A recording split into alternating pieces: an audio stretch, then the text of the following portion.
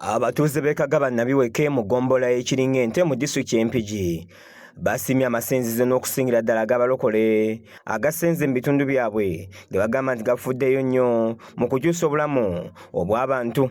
Bano nga bakulembeddwamu ssentebe w'ekitundu kino Sali Moses. Ekyama kino bakibikkulidde omusumba w'ekkanisa ya Gospel of Life esangibwa e Nateete mu Mirembe Zooni Christopher Nkuusi bw'abadde akwasa abatuuze bano nnayikondo ebasimiddwa ekkanisa ng'eyita mu kitongole ekya Jaira Africa okuyamba abatuuze okufuna amazzi amayonjo. Amazzi ssebo tweyanziza nnyo, tubeebaza emirundi gyonna. Mukama bawomesa. Bano basoose kutulambuza bidiba mwabadde bakima amazzi nga bagagabana n'ensolo awamu n'abakubi ba Babuuka nga bagamba nti amazzi gano gavuddeko endwadde nnyingi mu kitundu. Nga tubadde twasima akazzi emmanga n'abala mu bidiba bya Babuuka wali emmanga. Nakati obudde buno abaana abasinga balwadde naye ogenda tutuuka mu ddwaliro baga typhoid abaluma nga kiva ku mazzi gano. Kubanga oli ajja n'anaabira mu bunaabizi ate ye omwana n'asena n'abaana nga bagwawo ne batuyita wano nti omwana wuli aguddemu ente z'abantu oluusi nga tuli mu buzibu. Bano bagamba nti oluzzi olubadde luvaako amazzi amayonjo lubadde mu mayiro nnamba nga kiteeka obulamu bw'abaana mu matiga abagendayo okukima amazzi.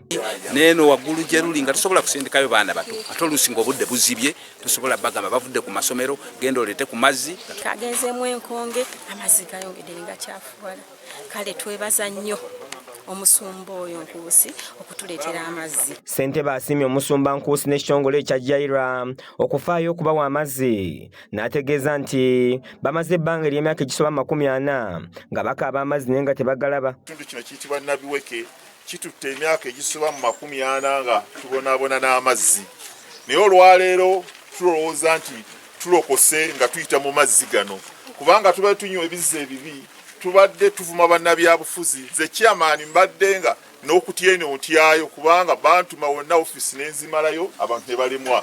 Yo omusumba Christopher Nkuusi agamba nti nnayikondo ya 50 okwetooloola eggwanga kyagamba nti bakikola okuyamba abantu nabo bafune amazzi amayonjo n'okubaagazisa Katonda olw'ebirungi by'akola. Bw'otunula amazzi gye badde bagajja mu birombe wansi mu binnya by'ebirombe ekyo kyatukutteko nnyo ne tugamba katujje tumire n'abantu beeno okusobola okuba nga tubayamba. Jjukira Kristo bw'atyo naffe bwe yatwagala, tusanga tuli batamiivu, tuli bayaaye, abalala baali babbi, abalala baali batemu, naye Mukama n'ajja n'atulokola. Okwagala Kristo kwe tulaga abantu olunaku olwayiro.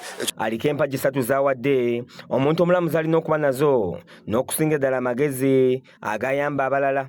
Buli andaba wano weetaaga amagezi n'okumanya n'okutegeera. Ebyandika biga nti Kristo yakula mu magezi ne mu kumanya ne mu kutegeera. Bw'obeera n'ebyo ogenda kubeera wa mugaso wansi w'enjuba, ogenda kweyimirizaawo ate ogenda kuyamba n'abalala. Ye mwesigwa Tona akulembera ekitongole kino aliko by'atubuulidde ku nteekateeka eno. Twakamaliriza okugaba ya 50 naye ekisa kya Katonda kibaddewo nti yonna gye tuyise tusanga abantu nga banywa amazzi bagakima mu bidiba ne tuleka nga kati balina obulamu kubanga waliwo enjogera egamba nti water is life. So awatali mazzi ebiseera ebimu weesanga nti abantu baba banywa amazzi amajjama balwala agalwadde basanga okuziba. Tukyuse okuva ku nkola eri enkadde ey'okusimisa emikono tugenda ku nkola ey'okusimisa ebiro. Kiza Peter yakusakidde eggulire lino ku lwa KSTV Agaleero.